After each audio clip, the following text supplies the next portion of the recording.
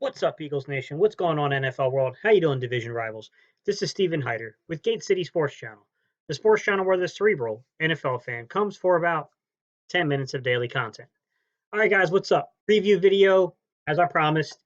We are focusing ourselves on the New York Giants this week. And look, we got a pretty interesting matchup here because I gotta be honest, as I watched film, man, not only did the Giants confuse themselves, but they confuse everyone else with whatever it is they're trying to do. I will tell you this.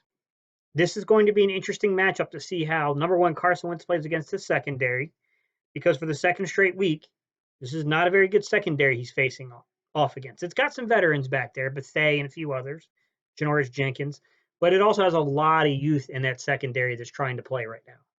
And it's not always to a great result with all that youth being mixed in. Look, big game for Carson Wentz. Another game to get your footing under you, keep progressing, do all those type of things because you got to win these type of games. You got to take command of these type of games. And I don't think any one of us are confident right now in coming out outright and saying that we're going to guarantee a victory. I'm not going to say that. All right, let's jump into it. Let's break down this Giants team. Having leading the game last week with an injury. Jones down the field. All right, guys, let's start off with this New York Giants defense. Look, this Giants defense is basically going to be, commanded by and operated by James Bettcher. Some of you guys might remember James Bettcher from that really weird season back in like 2012 in Indianapolis. That was the Chuck Pagano year where Chuck Pagano unfortunately ended up getting leukemia, had to miss that season for the treatment for leukemia. Bruce Arians ends up stepping in for him, has that magical season as their interim head coach, and he coached ironically underneath Greg Minuski with the Redskins. So basically what we're getting here is this guy coming up. He's coach linebacker, so to me it seems like he really does favor the linebackers at front seven more than anything. He loves to play a lot of linebackers, and you're going to get a very Greg Minuski. Think of like Arizona 2015 through 2017 because this guy James Bettcher was the defensive coordinator there. So you're going to get a lot of weird disguises in the secondary, a lot of moving parts. They do like to play a lot of different types of coverage schemes there. They will mix up the coverage schemes from everything that I've seen from cover 0, cover 1, cover 3 to I've seen them in a cover 2 concept. I've seen them move out of what looks like it's going to be a cover 1 or cover 3 into a cover 2. Like they're definitely versatile, and they will play a lot of different things in terms of base packages. I've seen them mostly play out of the 34, but outside of the 34, they'll play a weird adaptation to the 4-2-5. But it's not really a 4-2-5. It's actually the inverse. It's really a 2-4-5, but they're just bringing two linebackers up either in the joker or actually in the down pass rush position. So, I mean, there are a lot of moving parts. This defense it's definitely a try to move and confuse you type thing. Fortunately, it's just not very good. And I'm going to show you an example of where, look, movement's there, but you didn't really fool too many people. You didn't fool anyone really. All right, single high safety, we get in motion, 24 drops back, cover 2 defense. Okay, guys, so cover 2 defense, just some basic fundamental concepts here. All right, I'll post a picture up here, and I'll break it down by the picture so it's easier for you to follow, guys, okay? So in a cover 2 defense, you got 2 safeties that are playing back a little bit. Now, this isn't a deep set at all, what they have here. Now, the concept from a cover 2 is you can double a wide receiver, or you have someone who can then shift their attention if they need to on a slot receiver or an inline receiver, someone in tight, however, another basically receiver in the formation. Whether that's a tight end, whatever you want, okay? The problem back here is the guy who's doing this for the Giants is a 4th round pick, number 24, which I believe is something Love. He's a kid out of Notre Dame. I remember him a little bit from the draft. This is a young kid that sees the safety kind of cross on his face. He bites on it, and that Lazarus leaves that deep post wide open for Lazarus. And man, it's a good read. And it's crazy because they called the perfect defense for what the play was.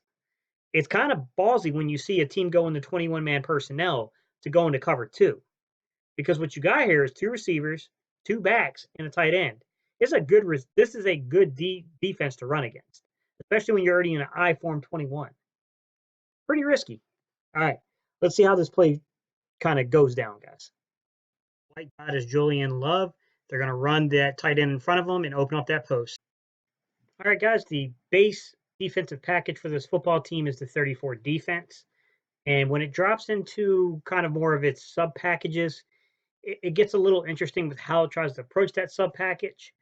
You'll see them run basically an adaptation of the 4-2-5 defense, where they go into more of a 2-4-5, but they're using their two outside linebackers as pass rushers or as joker concepts standing up to rush. It's just a little different how they use it. One thing I will caution is this team will try to blitz you. It will send 5 or 6 people after you. It's going to try to speed you up because the last thing it wants you to do is sit back there and pick that secondary apart.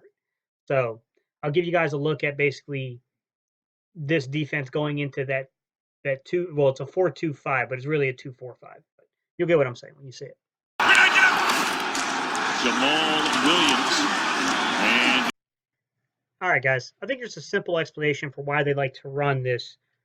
Essentially a 4-2-5. I mean, it's really a 2-4-5, but a 4-2-5 just for easy access and accessibility on your guys' part. Okay. And I think it really comes down to what the strength of this defense is. And the strength of their defense is on the defensive line and at the linebacking core. And I think that's what the coaching staff likes about the football team. And if you just look at the players who are in the game, and I'll put a picture up here and I'll point them out to you, okay? So if you start off at left defensive end, like number 44, that's Marcus Golden, okay? That's a former second-round pick out of Arizona. I'm not out of Arizona, formerly from the Arizona Cardinals. I mean, he's a good football player. He's a guy that they like. Their essentially left defensive tackle in this play is number 97. It's Dexter Lawrence. That's their first-round pick from this year, I believe. Leonard Williams is a former top 10 pick, the guy they traded for from the Jets recently. And then playing right defensive end is Lorenzo Carter, who is a third-round pick of theirs from last year's draft.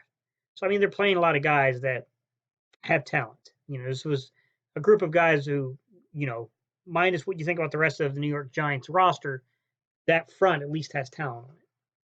Then you look at the two linebackers they have in the game, guys.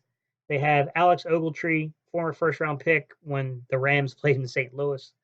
So LA Rams, former first-round pick. I think it was like back around, that was a while ago, guys, 2012, 2013-ish. And then if you look to David Mayo, who's the other linebacker playing here, that's a former fifth-round pick out of Carolina, guys. The only other guy I can really think of here that I see them use from the linebacking perspective, and they may use him as a pass rusher every now and then, is, excuse me if I get this man's name wrong. I remember him from the draft, and I think it is O'Shane Jimenez, I believe is how you say his name. The kid out of ODU. They do, they like what they got there, and, you're going to see them in games as well. So this is why they like to use this particular formation. Now I'm going to flip it around on you. I'm going to show you another formation this team likes to run, which is basically a 5-2-4. So set 52 formation. that's Williams in the backfield again. And they're looking that way. Now Rodgers steps up, delivers a strike. Okay, guys. On that clip there, you can see 52 utilization from a 34's base defense perspective, guys. So basically what they're going to do is they're going to use those two rush ends, basically those two outside linebackers and that 34 defense that act as rush ends on a lot of plays for the Giants. So they'll take Marcus Golden once again on the left side. On the right side, you'll get Lorenzo Carter. And then you'll get that set of 3 interior linemen. So they're just bringing in basically, they're trying to find the best way they can to bring the best talent that they have. So they're trying to put the best football players they have on the field, if that makes any sense to you. So that's why they run these type of formations. So they got pretty much playing left defensive tackle will be Dexter Lawrence. Playing nose tackle will be Dalvin Tomlinson. And then playing right defensive tackle will be Leonard Williams. And then you have Marcus Golden and Lorenzo Carter and a joker positioning, meaning they're stand-up. It's a stand-up rush, and really typical of a 34 defense. They generally will rush their rush ends, that rush linebacker position from a standing up joker position. So you can see there, you got a former second round pick being added to that in Dalvin Tomlinson. This is a good defensive front. It can collapse the pocket and get pressure on you. So while that secondary is bad, they're going to try to speed you up, and we got to be careful with Carson Wentz to make sure he's getting the ball out of his hands. He's not holding on it too long, because as good as our offensive line can play at times, there is enough talent here to beat us. So we do need to be mindful of that. And to just beat a dead horse because, like, why not? Because it won't matter what we say. The coaching staff is never going to take our advice here, but it would be very beneficial to the offense to run the ball because if you can get these big defensive linemen gasping for air, you're going to have a hell of a lot easier time throwing on this team, especially with the secondary that can be had back there. But Giants defense is the Giants defense, guys. Hopefully, this was helpful, guys, and hopefully you guys see exactly what I'm saying. And let's switch over and let's talk about this Giants offense. And he will carry it for a third straight time, and he is thrown. All right. I think we all know this Giants offense is kind of under construction, but it's got talent. I mean, I'm not going to sit here and sleep on our defense going up against this offense, even with a very aging, uninspiring Eli Manning behind the helm, someone that we've dominated over the years. With that said, look, the bottom line is they got one of the best running backs in the league in Saquon Barkley. He hasn't been himself this year. I mean, it looks like he's struggling through some stuff, but he's a dynamic football player. He can catch the ball. He can pass protect. He can run. I mean, he's physical. He's a good football player. They got some emerging wide receivers there, guys. I mean, Sterling Shepard, we've known for a few years, is pretty good. We know that Golden Tate is a pretty good football player in this league. Cody Latimer looks like he might be getting some momentum. I mean, I'm not going to sit there and say that Cody Latimer is someone we need to focus in on a game plan or anything like that with, but it looks like he's starting to emerge, and he's one of the bigger receivers that they can offer who can maybe elevate and go up over somebody and get a football. Outside of that, the guy that really intrigues me and the guy that really needs to be watched closely, simply put, is Slayton. It's Darius Slayton. That kid he's explosive. This is a kid that he's athletic. I don't think he's like a high pointer. He's not like a Devontae Parker type. He doesn't have that body. He doesn't have that physical makeup. But this kid's got speed. And if you hit this kid in stride and we're lollygagging back there, this kid's gonna have a really big game against us if we're not careful. So looking at the offense, guys, that's what I'm seeing from this New York Giants offense is a lot of good skill position young players there. Receiving core looks good. Running back looks good. Daniel Jones, we'll see. I'm not too sold on him, but I think he does struggle to see coverage at times. And he throws quite a bit of picks here and there, and he can really turn the ball over, but he's dynamic. I mean, I've watched him play a lot. He's supposed to be a very pro-ready quarterback coming out of Duke. Look, guys, when I moved from, Northeast Delaware, when I moved from Newcastle, Delaware, which is just outside of Wilmington, Delaware, guys, to North Carolina, I originally, moved into Raleigh. I live in Greensboro now, but I originally lived in Raleigh. Durham's like 20 minutes away, guys. Like, I'm familiar with Duke University. I've seen this kid play a lot of football. He was supposed to be a very pro-ready quarterback. I didn't personally, I think he still has a lot of development, but I do think that he's more dynamic than what people thought.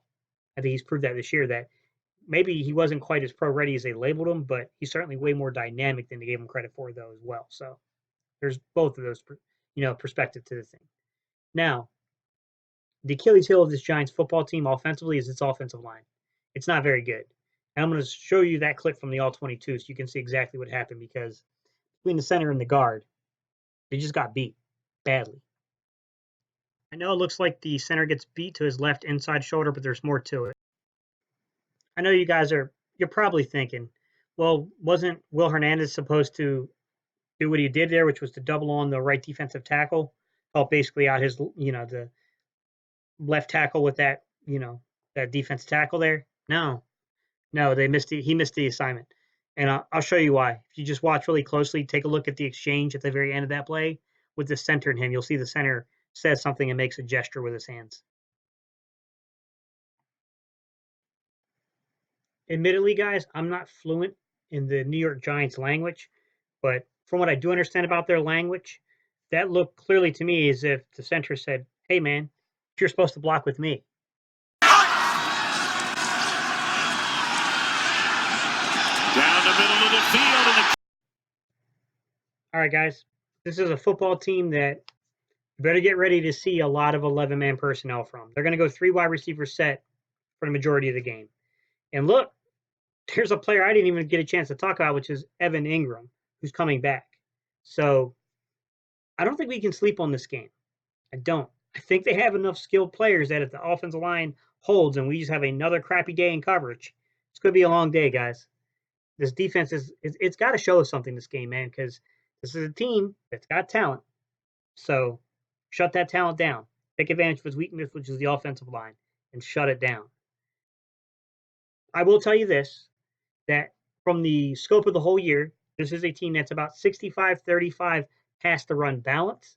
And that's even with having a guy like Saquon Barkley, although the last 3 games, it's been a little more trending towards more balance. So they've been trending more towards a 60-40 split.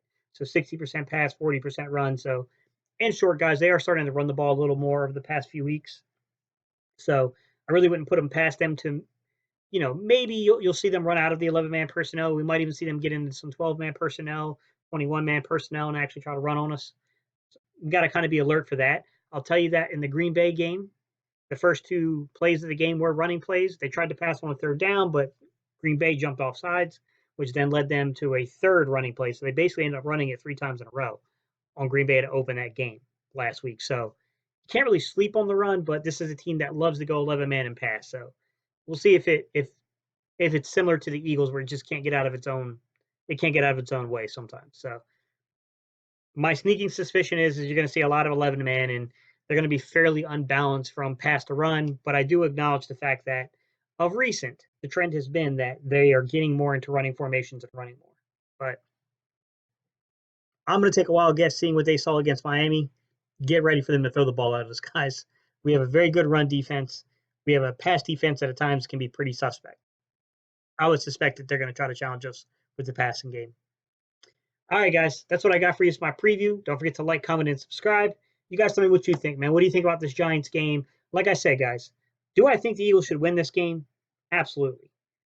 Am I foolish enough to go in expecting a win? No. No, I understand that this is a toss-up game.